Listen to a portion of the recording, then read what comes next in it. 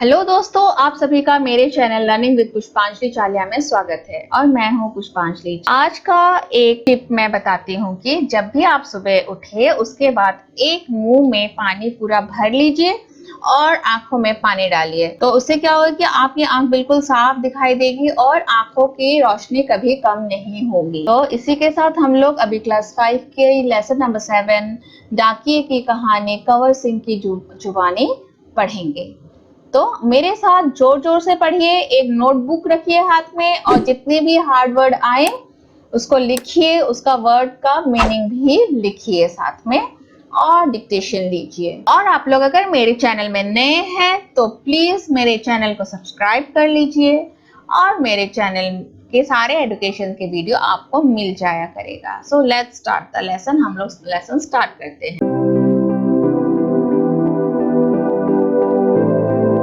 डाकिये की कहानी कंवर सिंह की जुबानी।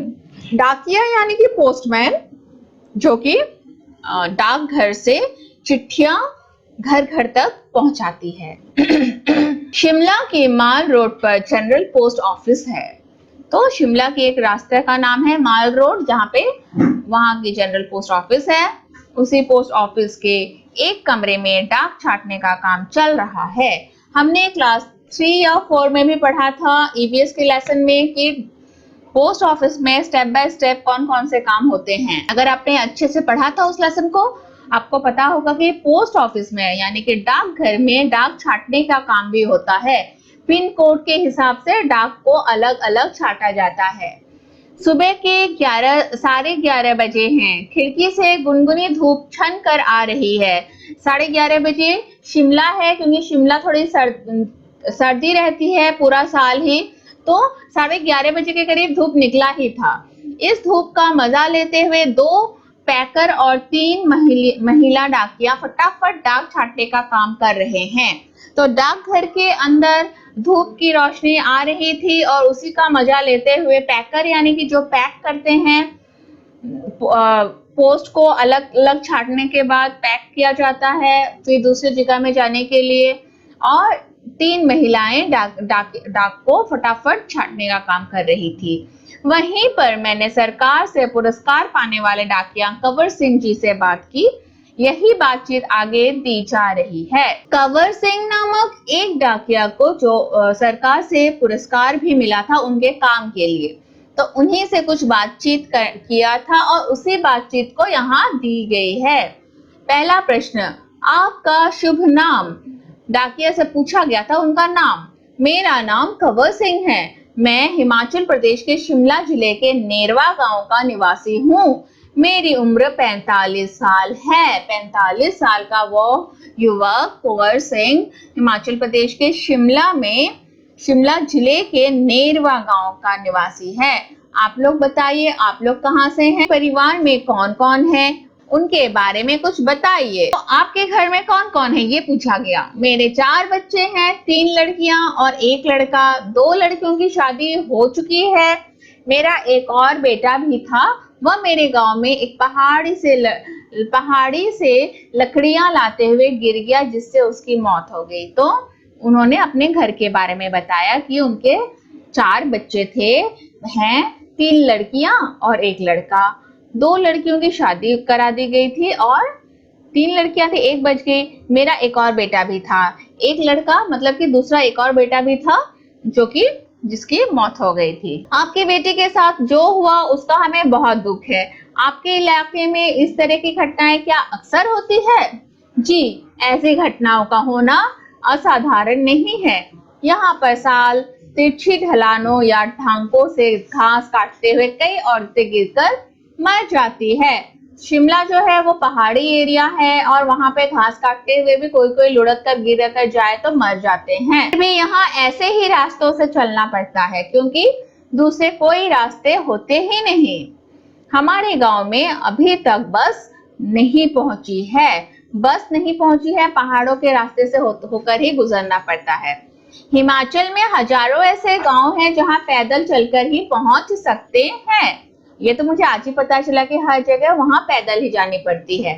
फिर आपके बच्चे पढ़ने कैसे जाते होंगे? मेरे बच्चे गांव के स्कूल में पढ़ने जाते हैं। स्कूल लगभग 5 किलोमीटर दूर है। मेरी एक लड़की 10वीं तक पढ़ी है, दूसरी 12वीं तक, तीसरी लड़की 12वीं कक्षा में पढ़ रही है। बेटा 10वीं में पढ़ता है। तो उन्होंने अपने बच्चों की पढ़ाई के बारे में बताया।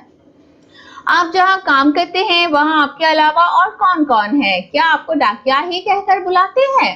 तो कंवर सिंह जी से पूछा गया कि आप जहाँ काम करते हैं पोस्ट ऑफिस में, वहाँ आपके अलावा और कौन कौन है और वहाँ पे आपको किस नाम से बुलाया जाता है?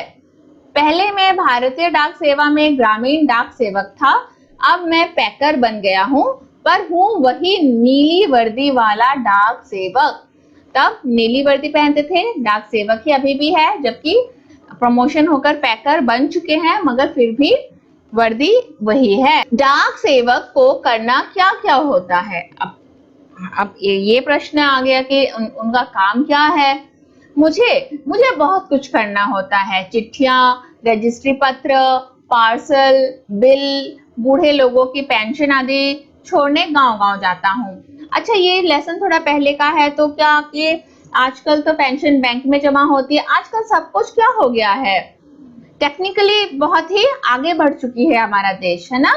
चिट्ठियां नहीं लिखी जाती, मेल की जाती है। रजिस्ट्री पत्र भी आजकल पत्र से ज्यादा तेज तो मेल चली जाती है, व्हाट्सएप चली जाती है। पार्सल्स जो हैं वो भी ऑनलाइन चले जाते हैं। और लेकिन पहले सभी काम पोस्ट ऑफिस के द्वारा हुआ करता था। और बूढ़े लोगों की पेंशन, वो पेंशन जो आजकल बैंक में जमा हो जाती है, वो भी पहले पोस्ट ऑफिस के द्वारा जाया करता था। क्या यह सब अभी भी करना पड़ता है? क्योंकि अब तो सूचना और संदेश देने के बहुत से नए तरीके आ गए हैं। शहरों में भले ही आज संदेश देने के कई साधन आ गए हैं। अच्छा, शहरों में ऐसे साधन कई आ गए हैं, लेकिन गांव में और ऐसे दुर्गम इलाकों में अभी तक ऐसे साधन नहीं आए हैं। शहरों में कैसे साधन आ गए हैं? जैसे फोन, मोबाइल, ईमेल वगैरह।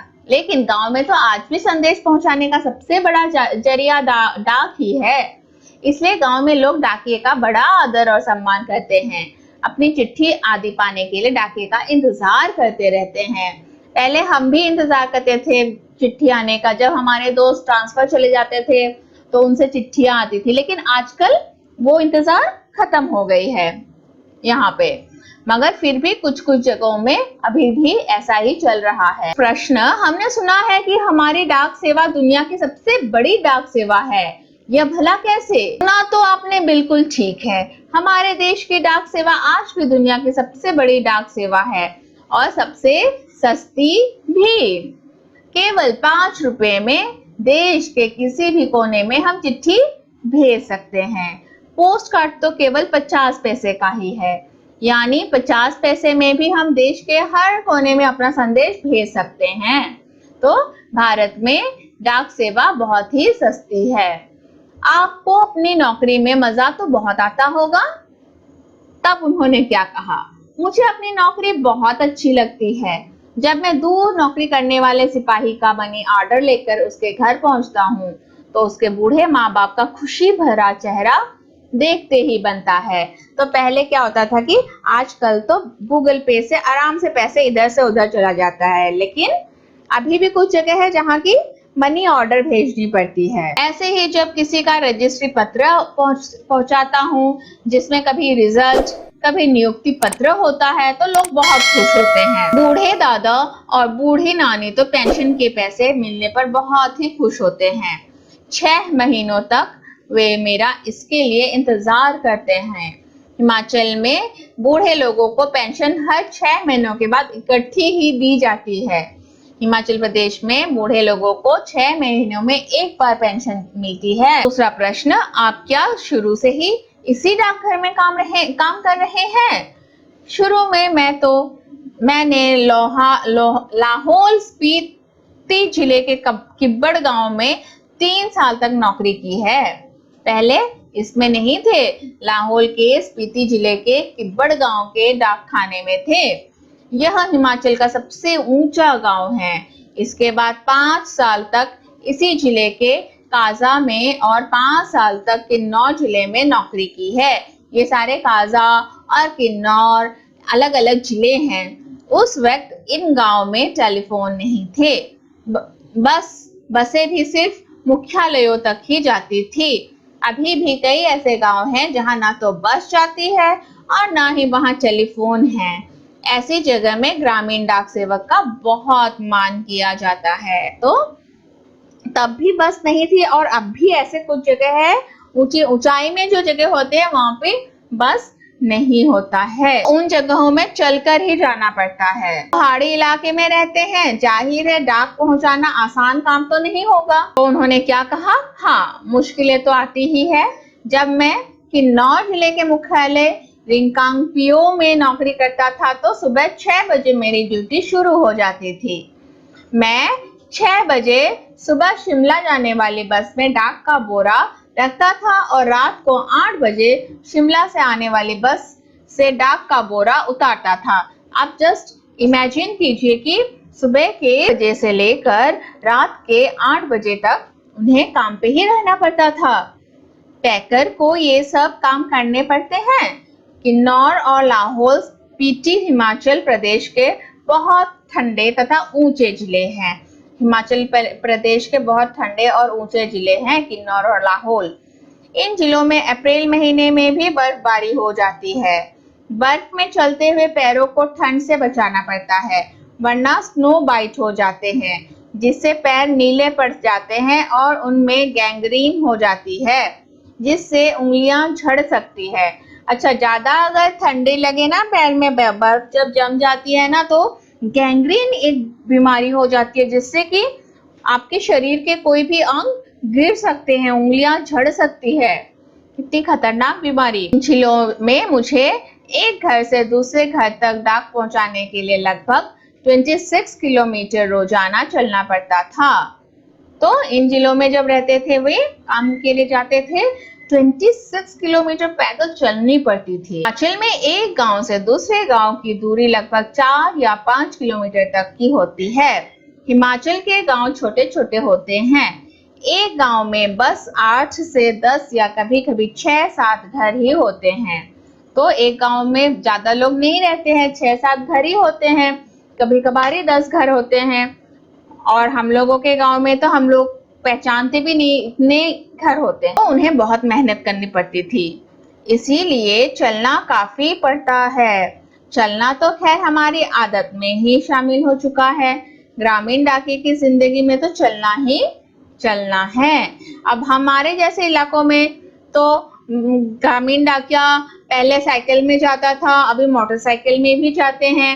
लेकिन देखिए, जो हिमाचल की जगह है, जो कि पहाड़ी एरिया और बर्फीली एरिया, वहां पे भी उनको चल के ही सब काम करना पड़ता है। उन्होंने बताया था कि पहले आप डाक सेवक थे, अब पैकर है। इसके आगे भी कोई प्रमोशन है क्या? पैकर के बाद डाकिया बन सकते हैं। दैट मीन्स डाकिया मतलब पोस्टमैन। बस एक इम्तिहान पास करना पड़ता है। अभी तो काम के हिसाब से हमारा वेतन काफी कम रहता है। सारा दिन कुर्सी पर बैठकर काम करने वाले बाबू का वेतन कहीं ज्यादा होता है। ये लोग जितना काम करते हैं उसके तुलना में जो बैठकर ऑफिस में बैठकर काम करते हैं उनकी ज्यादा पगार होती है। पैकर का वेतन बाबू के जितना ही हो जाता है। अब तो डाकिये की नौकरी में लगना भी बहुत मुश्किल हो चुकी है।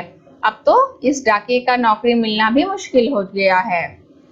हम में से जितने डाकिये रिटायर हो चुके हैं, उनकी जगह नए डाकियों को नहीं रखा जा रहा है। इससे पुराने डाकियों पर काम का बोझ दिन प्रतिदिन बढ़ता ही जा रहा है। ना जाने आने वाला समय कैसा होगा। नए डाकिया नहीं रखने के कारण पुराने डाकियों पर ही बहुत बोझ बढ़ रहे हैं। फिर एक प्रश्न किया कि काम के दौरान कभी कोई बहुत खास बात हुई हो, ऐसा कोई घटना जो कि बहुत यादगार रही हो। एक घटना आपको सुनाता हूँ। मेरा तबादला यानी कि ट्रांसफर शिमला के जनरल पोस्ट ऑफिस में हो गया था। वहां मुझे रात के समय रेस्ट हाउस और पोस्ट ऑफिस चौकीदारी का काम दिया गया था। यह 1998 की बात है। 29 जनवरी को रात लगभग 10:30 बजे का समय था। बाहर से किसी ने पोस्ट ऑफिस का दरवाजा खटखटाया। मैंने पूछा कौन है। जवाब आया, दरवाजा खोलो, तुमसे बात करनी है। मैंने दरवाजा खोला तो अचानक 5-6 लोग अंदर घुसे और मुझे पीटना शुरू कर दिया। मैंने पूछा क्यों पीट रहे हैं, तो उन्होंने कोई जवाब नहीं दिया।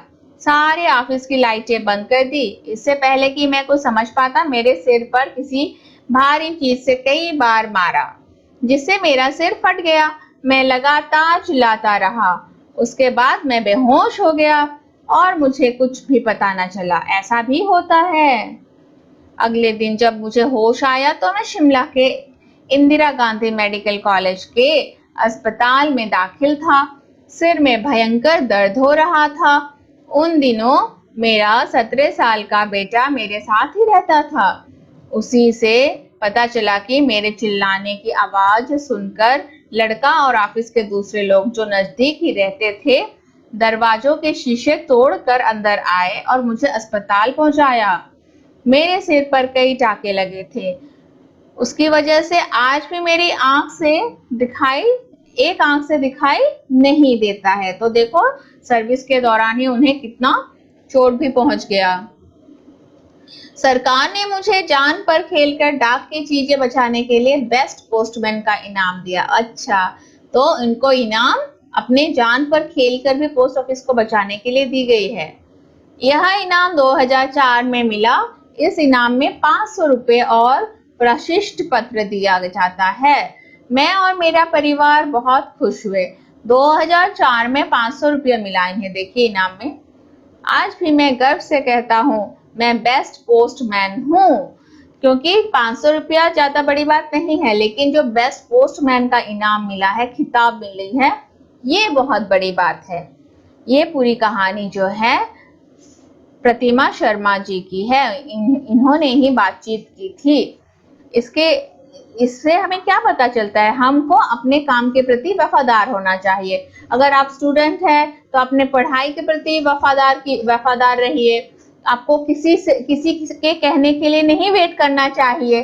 खुद से सारा काम किसी के भी कहने से पहले ही कर लेनी चाहिए। इसी तरह से अगर आप लोग अपने टीचर, अपने पेरेंट्स, सबके लिए, और जो बड़े हैं वे भी अगर वफादार रहे तो एक ना एक दिन हमें भी जरूर इनाम मिलेगा। इसके साथ ही धन्यवाद। आप घर में रहिए, सुरक्षित रहिए और मेरे साथ पढ़ते रहिए।